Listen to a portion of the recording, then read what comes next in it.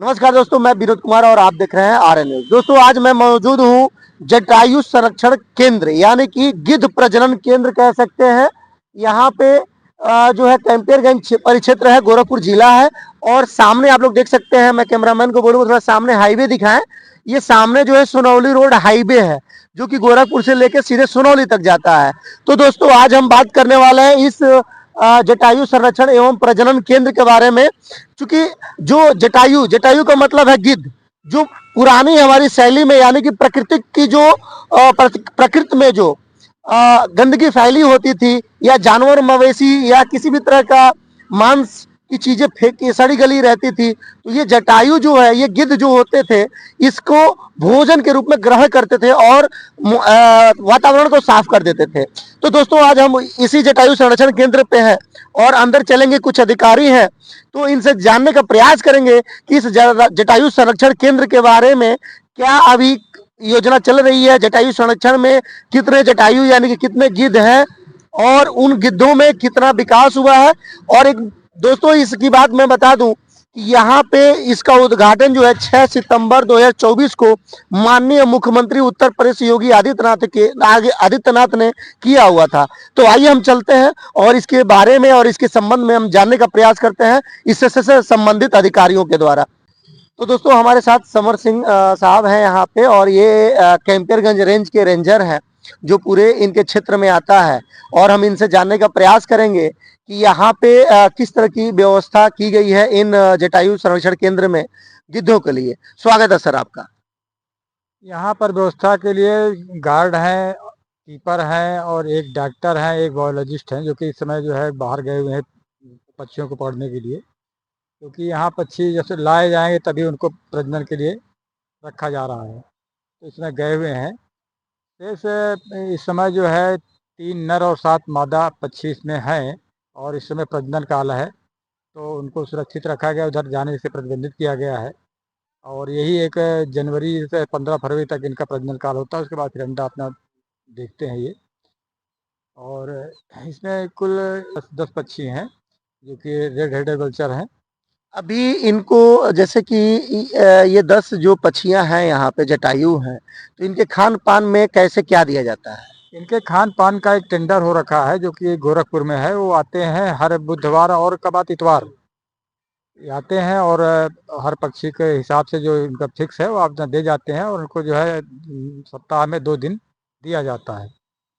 इनका जो भी क्वांटिटी है 1 केजी पर डे के हिसाब से 3 केजी एक वल्चर को दिया जाता है।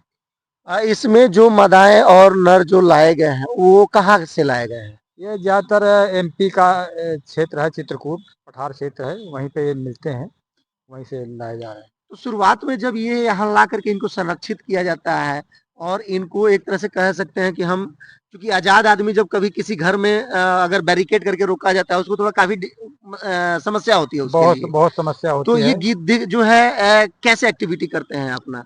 शुरू में काफ़ी परेशान रहते हैं, बाद में जो है ढल जाते हैं धीरे धीरे, और इनको वैसा ही वातावरण देने का प्रयास किया गया है। आप देखेंगे बांस वगैरह लगा दिया गया है, जैसे ही बड़े होंगे तो इनको एक जंगल का लुक दिखेगा, और यहाँ से जब थोड़ा और आगे देखेंगे तो उधर भी पेड़ साख होकर नजर आएंगे, तो उनको जंगल का लुक देने का प्रयास किया जा रहा है। ये गिद्ध संरक्षण केंद्र जो है, ये कितने एकड़ में है? 2.5 एकड़ में है। 2.5 एकड़ में है। तो अभी तक एक भी जोड़े नहीं छोड़े गए हैं?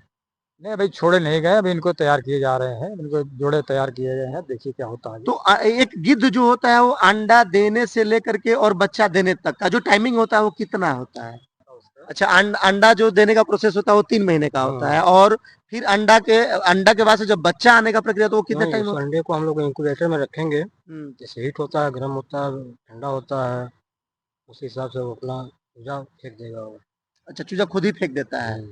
तो फिर उस जो चूजा होता है, तो चूजा तो चूंकि अभी तक अपना बच्चा यहाँ पे कोई आया नहीं है, तो खैर अब उसकी हम नेक्स्ट टाइम जब बच्चा जब हो जाएगा, तो उस पर हम बात और विचार अपना रखेंगे और लेंगे भी आपका। तो अभी तक आप लोग जो मौसम के हिसाब से अगर हम देखें, तो ठंडी के मौसम में इनका प्रजनन होता है, लेकिन इनके लिए बेटर मौसम कौन सा होता है? ये मतलब जब हल्का धूप होता है तो मतलब ये सब जो भी खाना दिया जाता है वो सब अपना भरपूर खाना खाते हैं। तो अभी ठंडी में ठंड से बचने का उनका क्या है व्यवस्था? व्यवस्था तो जो नेचुरल है वही है अभी, और उसका कोई व्यवस्था हुआ नहीं है। अच्छा, अभी तक कभी ऐसा नहीं हुआ कि कोई गिद्ध लाया गया और यहाँ पे वो अपने आप को सरवाइव नहीं कर पाया, अपने आप को एडजस्ट नहीं कर पाया और वो मर गया हो? नहीं नहीं, ऐसा कोई बात नहीं है। जितने भी हमारे वल्चर हैं सब स्वस्थ हैं, खाना पीना खा रहे हैं, कोई दिक्कत तो नहीं है। अभी थोड़ा हम चलेंगे इसके अंदर, जो आपका वो म्यूजियम टाइप में है ना, जी जी। थोड़ा उसमें हम देखने का प्रयास करते हैं कि एक गिद्ध को जो है कितनी एक्टिविटी और उसकी सुरक्षा से संबंधित, उसके प्रजनन से संबंधित क्या क्या उसमें एक्टिविटियां हैं। अच्छा, नर अभी आए हुए 1 साल होगा।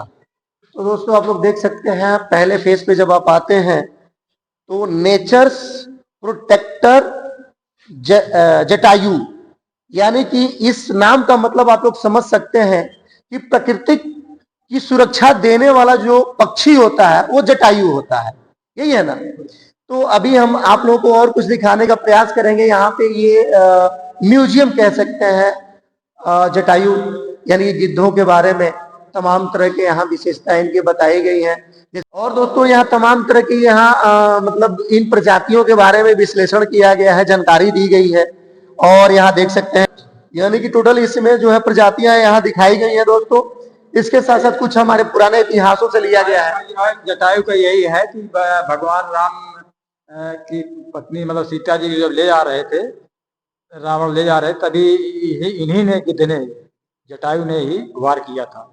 तब जो है रावण का ने पंख काट कर गिरा दिया था। हम यूं कह सकते हैं कि रामायण काल की अगर हम बात करेंगे तो रामायण काल में जब रावण जो है सीता को हर के यानी चोरी करके लेके जाते हैं, तो उस टाइम रावण के ऊपर या माँ सीता को बचाने की प्रक्रिया में जटायु ने एक अहम भूमिका निभाई थी। और उस भूमिका में यूं हुआ था कि उनका पंख कट जाने के बाद वो गिरने के बाद राम राम राम राम भगवान का नाम रटते हैं और उसी प्रक्रिया में भगवान आते हैं। तो ये सूचना देते हैं भगवान राम को कि किसी दुष्ट व्यक्ति ने माता सीता को हरण करके ले गया है प्रभु, और वहीं भगवान राम के गोद में ये अपने प्राण को त्याग देते हैं। तो दोस्तों ये हमारे, अगर हम बात करेंगे जटायु की, तो ये हमारे जटायु जो है, ये हमारे जो गिद्ध है, ये रामायण काल से भी चले आते हैं। और इनकी विशेषता हमारी रामायण काल के पुराने इतिहासों से भी देखा जाए तो आपको देखने को मिलेगा। तो दोस्तों ऐसे ही देखते हुए आप लोग देख सकते हैं तमाम उत्तर प्रदेश में गिद्धों का प्राकृतिक आवास, यानी कि इनकी आवास जो है किन किन जगहों पे, किन किन जिलों में हो सकता है। इसमें दिया हुआ है कि राज गिद्ध कहाँ मिलेगा और भारतीय गिद्ध कहाँ मिलेगा। तो इसमें सब ये इनका एरियाज है। ये है, ये जैसे आपका ललितपुर क्षेत्र हो गया, अच्छा, ऐसे ही लखीमपुर वगैरह हो गया। तो ये सब क्षेत्र हैं इनके, तो यहीं पे मिलते हैं। तो ये जो हमारा जो ये गिद्ध है, ये जो है यहाँ ललितपुर के आगे, अच्छा, चित्रकूट जो लाल वाला हम लोग बात जी कर जी। रहे हैं। तो दोस्तों यहाँ पे देख सकते हैं लिजेंड राजगिद्ध जटायु, भारतीय गिद्ध, सफेद गिद्ध, बंगाल का गिद्ध, हिमालयन ग्रीफान गिद्ध, लंबी चोंच का गिद्ध, यूरेशियाई गिद्ध, काला गिद्ध। इतने जो गिद्ध हैं दोस्तों ये हमारे भारत में पाए जाते हैं। इसके साथ साथ अगर हम बात करेंगे संरक्षण की, तो ये जो जटायु जो है पूरे उत्तर प्रदेश में संरक्षण केंद्र है, ये निम्नवत है। आप लोग देख सकते हैं Amangarh tiger reserve, Pilibhit tiger reserve, Kishanpur वन्य जीव अभ्यारण्य, दुधवा राष्ट्रीय उद्यान, करतिनिया घाट वन्य जीव अभ्यारण्य, सुहेलवा वन्य जीव अभ्यारण्य, सोंगी बरवा वन्य जीव अभ्यारण्य, महावीर स्वामी वन्य जीव अभ्यारण्य, रानीपुर टाइगर रिजर्व। यानी कि मुख्यतः अगर देखें तो 7 से 8 जो उत्तर प्रदेश में जगह है, यहाँ पे गिद्धों का संरक्षण करने का केंद्र बनाया गया है।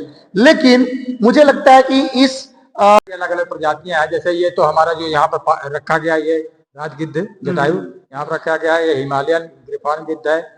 तो दोस्तों हम कुछ स्पेशल जानकारी देना चाहेंगे, जैसे कि जो जटायु गिद्ध है उनके बारे में।